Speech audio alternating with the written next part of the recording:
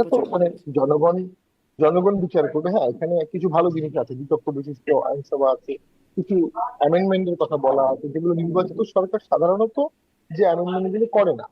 তবে BNP subject to few reservation এখানে তো স্বাক্ষর করেছে। তো বিএনপি যদি ক্ষমতায় যায় তাহলে তাকে এগুলো বাস্তবায়ন করতে হবে।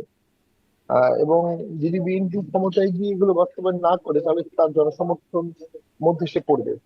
সেদিক থেকে আমি মনে করি টিআইবি একটা নিরপেক্ষ প্রতিষ্ঠান হিসেবে কোনো পক্ষ নেওয়া উচিত না। তার ওই ওই রিফর্ম গুলো দরকার। প্রক্রিয়াটা কিন্তু সে তিনি কেউ চাপিয়ে দিতে পারে না। প্রক্রিয়াটা তো হ্যাজ টু বি গণতান্ত্রিক হতে হবে। সংবিধান তো এখনো সাসপেন্ডেড না। আমি এই কথাগুলো বলেছিলাম মেবি আপনার টক শোতেই। এখন বাংলাদেশে দুটো সংবিধান, একটা আমাদের সংবিধান বৈধ, ভ্যালিড, কনসিস্টেন্ট, ফ্লারিশিং, আর একটা জুলাই সনদ। কারণ জুলাই সনদে আমার অনেক কিছু আছে যেটা সংবিধানের উপরে স্ট্যাটাস চলে গেছে। সংবিধান আর জুলাই সনদ একসাথে থাকতে পারে না। আর্টিকেল 17 অনুযায়ী সংবিধান অনুযায়ী অ্যামেন্ডমেন্ট করতে হবে সংবিধানকে। জুলাই সনদ কিন্তু সংবিধান অনুযায়ী সংবিধানকে অ্যামেন্ডমেন্ট করছে না। শুধুমাত্র সিটি ব্যাংকে অ্যাকাউন্ট থাকলেই করতে পারবেন গুগল পে। তাই অ্যাকাউন্ট খুলুন আজই।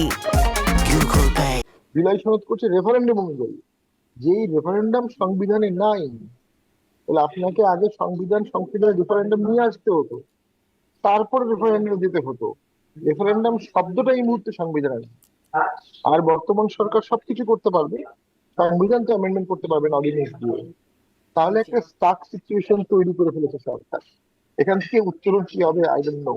জি মিস্টার পাটোয়ারি, সংবিধানের কথাই তো আমরা খুব নাই যাই, কারণ সংবিধানে এত কিছু হয়ে গেল সংবিধানের বিষয় নিয়ে, কোনটা যে সাংবিধানিক হচ্ছে কোনটা যে অসাংবিধানিক হচ্ছে তার সংজ্ঞাটাই মনে হয় এখন পাল্টে গেছে।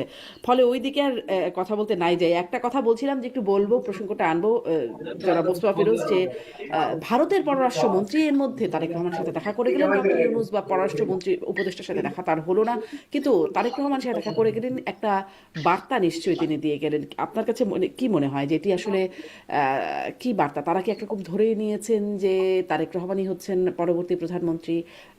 বা আবার দেখছিলাম যে ভারতের প্রতিরক্ষা মন্ত্রী রাজনাথ সিং তিনিও বাংলাদেশ দূতাবাস ভারত দিল্লিতে সেটা মানে ভ্রমণ করেছেন এবং সেখানে স্বাক্ষর বয়ে শোক বয়ে খালেদা জিয়াকে নিয়ে শোক বয়ে সেখানে তিনিও তার মন্তব্য লিখেছেন।